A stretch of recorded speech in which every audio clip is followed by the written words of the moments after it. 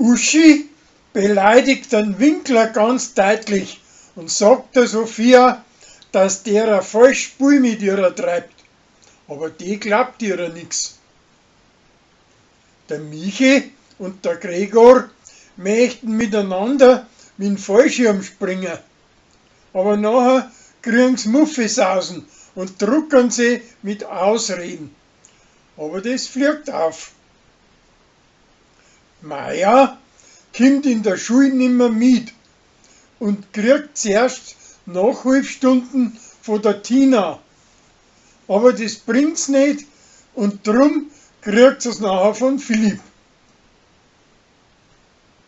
Die Moorschreiberin telefoniert privat während der Dienstzeit und die Rosi kommt dahinter, aber sie ist ihrer nicht böse wegen dem.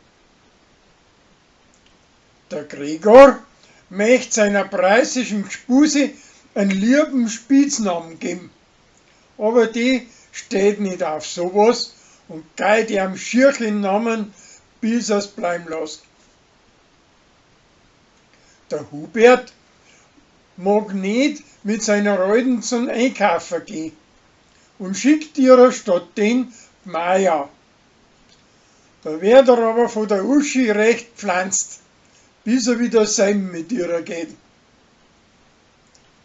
Sein preußischer Diebsbangert wird streitet mit seiner preußischen Gspuse, weil er ihr das giftige Aufputschmittel nicht besorgt. Drum bricht sie nachher in die Apotheken ein und krampft das. Und wegen dem ruckt's nachher mit der preußischen Apothekerin zusammen.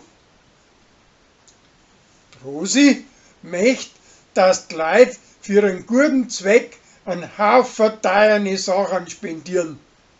Aber da kommt nichts Gescheites nicht zusammen.